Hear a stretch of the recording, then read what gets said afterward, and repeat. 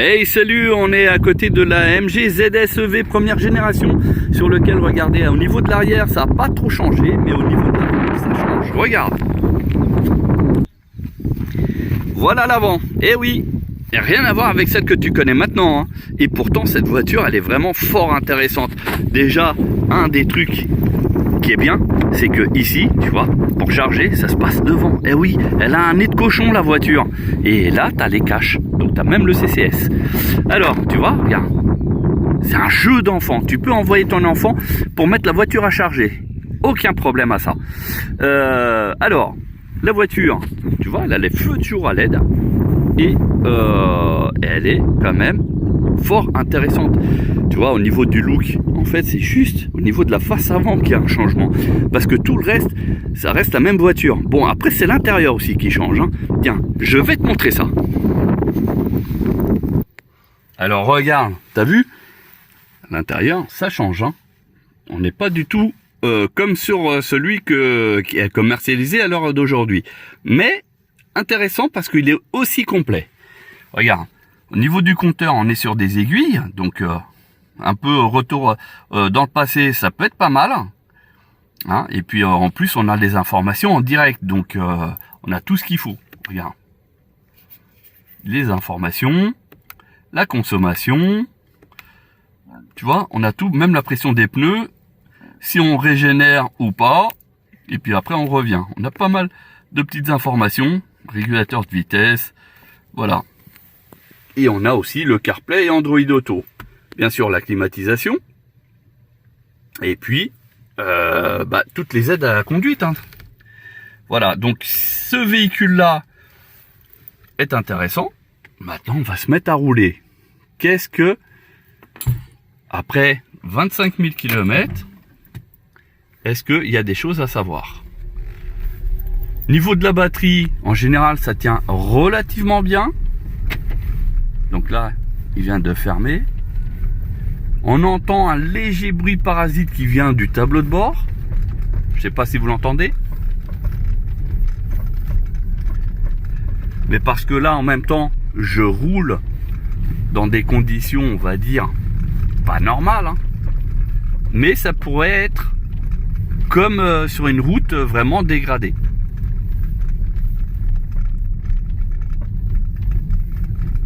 Voilà, je sais pas si vous entendez, ça reste léger, mais là en plus on n'a pas de musique, hein, donc c'est presque normal qu'on l'entende.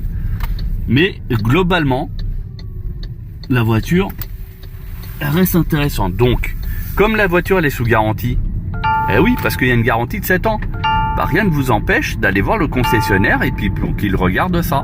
Eh oui. Sinon, pour ceux qui savent bricoler un petit peu, bah, il suffit tout simplement de faire un test en bougeant un petit peu tout jusqu'à tomber éventuellement sur le truc. Voilà, sinon là je veux mettre le régulateur de vitesse, je ne peux pas, j'ai pas la ceinture. Je vais vous faire une démonstration en même temps. Donc je mets la ceinture.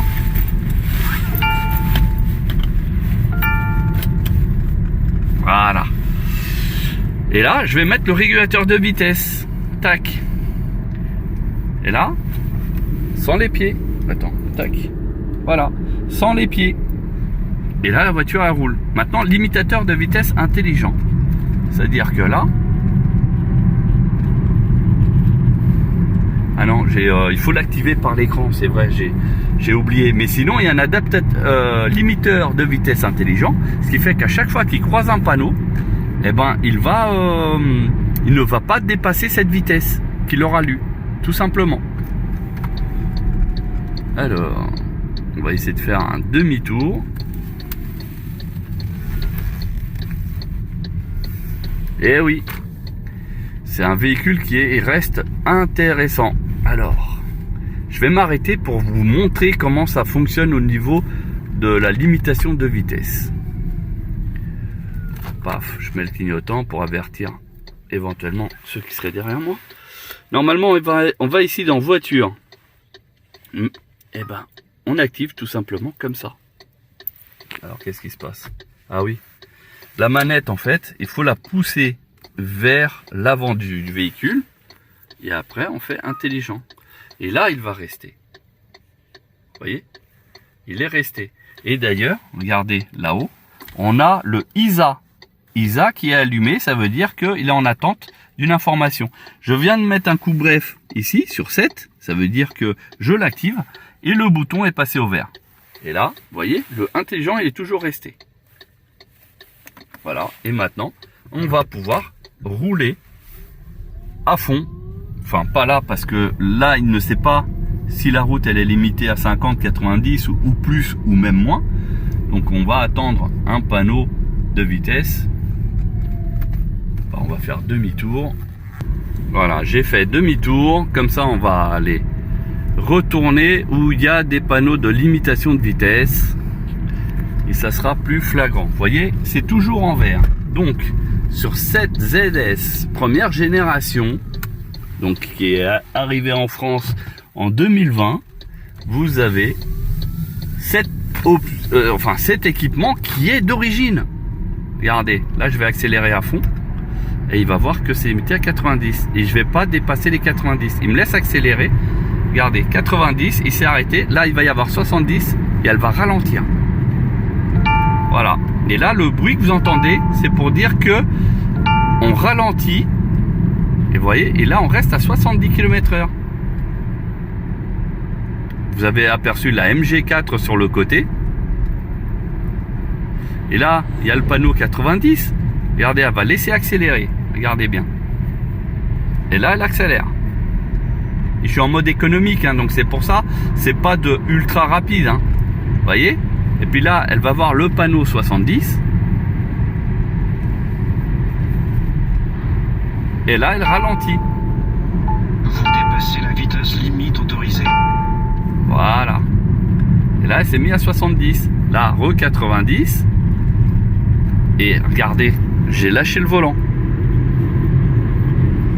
Et la voiture se conduit toute seule. Et là-dessus, le gros avantage, c'est que... Alors là, elle me demande de remettre les mains, donc je remets un coup. Et l'avantage sur ce ZS, c'est qu'il est même plus précis que le MG4. Oui, tu ne rêves pas. J'ai bien dit que le ZS1 première génération, il est plus abouti que sur le MG4 qui vient juste de sortir. T'as vu, c'est une dinguerie quand même, hein. Eh ouais. Mais attention, avant, c'était pas aussi précis que ça. Il y avait les mêmes délires que la MG4. Et regarde, tu vois là, il y a un virage là qui se présente. Et ben regarde, allez, je suis un dingue. Je laisse la voiture tourner. Regarde, t'as vu? Et elle a fait la courbe toute seule. Eh ouais. Et tu vois, là, c'est vraiment abouti. Le HS, le MG EHS est vraiment le meilleur élève à cette épreuve. C'est celui qui est le mieux, toutes catégories confondues. Il est vraiment rien à voir. On peut vraiment lui faire confiance. Le ZS est en deuxième position pour ma part. Il fonctionne très bien. Je lui fais confiance aussi. Après, il y a le MG5. Le MG5 est aussi bien. On va dire, je vais le mettre équivalent au Marvel. Voilà. Et après le MG4, bah lui, c'est le pire des élèves hein, là-dessus. Hein. D'ailleurs, tu peux aller consulter où tu veux. C'est une catastrophe. Regarde. Tu vois là? Je vais le laisser, alors qu'on a un semi-remorque. Hein. Regarde, je vais le laisser piloter. Regarde. Je reste quand même avec les mains à proximité. Tu vois, il nous fait des petits appels contre rappel, mais il reste quand même dans la voie. Hein. Bon, malheureusement, il demande à chaque fois de mettre les mains pour savoir si on est vivant, mais franchement, tu vois. Donc, le retour d'expérience sur ce véhicule, c'est qu'en termes de fiabilité, c'est un véhicule qui est ultra fiable. Il y a eu quelques petits déboires sur certains qui avaient des bruits de colonne de direction, des choses comme ça, sur ce véhicule qui a été très très vite corrigé. Mais sinon, globalement, c'est un véhicule, il n'y a pas eu de grand retour. Quelques-uns ont eu quelques petits soucis au niveau réception de la radio, mais je veux dire rien au niveau mobilisation du véhicule. C'est-à-dire que c'est un véhicule qui a très rarement laissé quelqu'un au bord de la route. Et en général, quand il a laissé quelqu'un en panne sans pouvoir rouler, c'était suite à une recharge sur une borne rapide. Mais c'était dans les débuts, parce qu'aujourd'hui, maintenant, c'est quelque chose qui n'existe plus, tu vois. Et sinon, pour le reste, c'est un véhicule pour faire de la ville, c'est vraiment le top. Franchement, niveau confort, il y est. Niveau des équipements, il est complètement à jour. Après, niveau de la face avant, perso, j'aime bien parce que bah, du coup, on voit pas que c'est un véhicule électrique. Donc du coup, ça reste discret et voilà. Donc moi, perso, j'aime bien. Après, c'est les roues. Moi, j'aurais mis des jantes un peu plus grosses. Voilà, pour que ça fasse vraiment un bon petit SUV.